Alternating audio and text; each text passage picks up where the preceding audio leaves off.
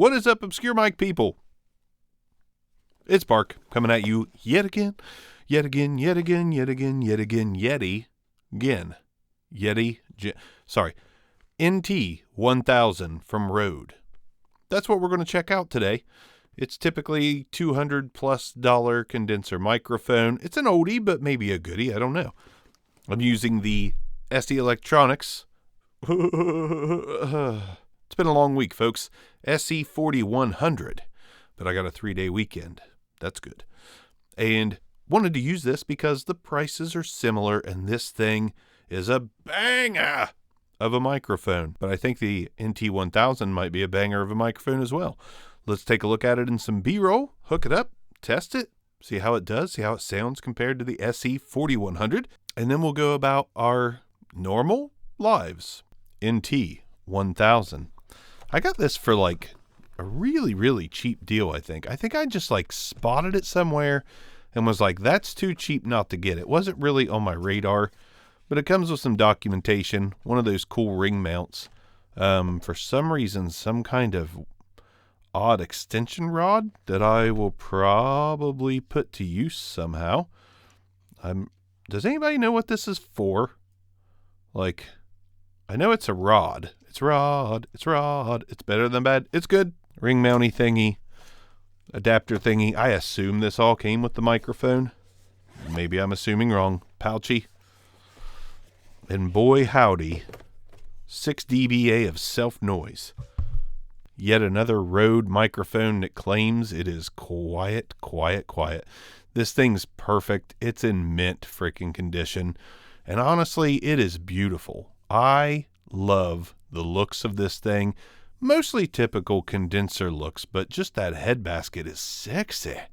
That's dead sexy. Got the always welcome ring tightening nut for the ring mount. This thing is heavy as hell and built like an absolute tank.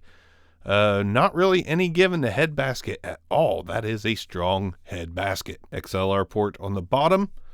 And yeah, let's hook this thing up and see how it sounds compared to what you're listening to now, which is the SE4100. And now we are on the Rode NT1000, and this is what it sounds like. That is imposing on camera. Johnny Sin style imposing on camera.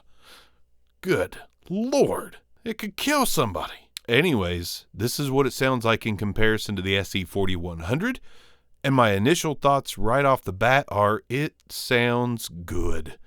Now, I do like the sound of the SE4100 a little more. I felt like it was a little more well-rounded in the bottom, and I feel like the top end of this is a little crispier a la NT1A than what the SE4100 was. Not a bad thing. It's crystal clear. This thing's going to cut through a mix, but it's not exactly harsh. Maybe the tiniest bit brittle up top, in my opinion, but going from the 4100 makes it easy to be a little harsher on this thing. But again, my intention here is not to be harsh because it does sound pretty good. I think it sounds really good. I think it sounds studio quality for sure. And as usual, Rode just does nothing but impress. Let's run through the gauntlet of tests. I didn't mean to rhyme like that. I'm just a poet who didn't know it. And lines like that are why I am obviously in my 40s. Plosives first. Peter Piper picked a pickle. I can't finish it. Pineapple pizza. Pineapple pizza is amazing. Please recognize. It just is. Now when we get right on top of the Rode NT1000, use that sweet proximity effect, which is quite sweet on this thing.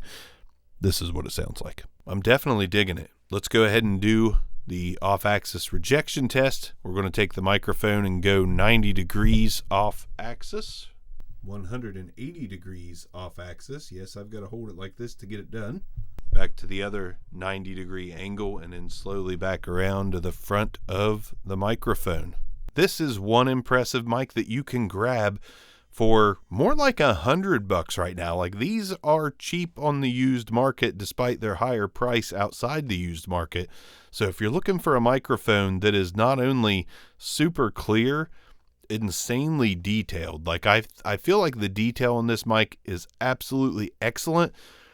It's pushing that to a fault, but I don't think it's quite there. I think it is close, but not quite faulted by the detail that exists in the top end of this microphone. It's actually pretty damn nice.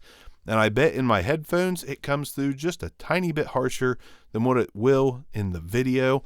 And for that, I'm guessing that this is just one hell of a good option for $100 on the used market. I need to double check the new price. Oh, $329. That's the cost of this thing new. Now, when I said used, there are a couple out there for like $115.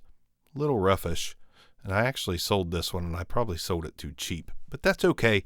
I got to move stuff out of here. The walls are closing in. But the Rode NT1000, definitely a high recommend if you can get it for that 1 to 150 range. Hard to argue with the sound coming out of this beast. I like it a lot. At $329, I think it's still a good microphone, but on the BB-SAR. I think considering the fact that this thing sounds as good as it does, I know the price at $329 puts it in company of mics that also sound brilliant, but still, I am going to give this a score of an 8. I think it's a very strong buy. It's very competitive within its market. And again, you can get it used for sure $150. $150 used. They're not in high demand. So Reverb, there's some for $150. Keep your eye out. You can get it for $150. Absolutely great deal. This thing is pretty much brand new, and I sold it for $100. It's fine. It's fine. I got this cool rod with it. Fuck, I'll do something with that. I don't know what.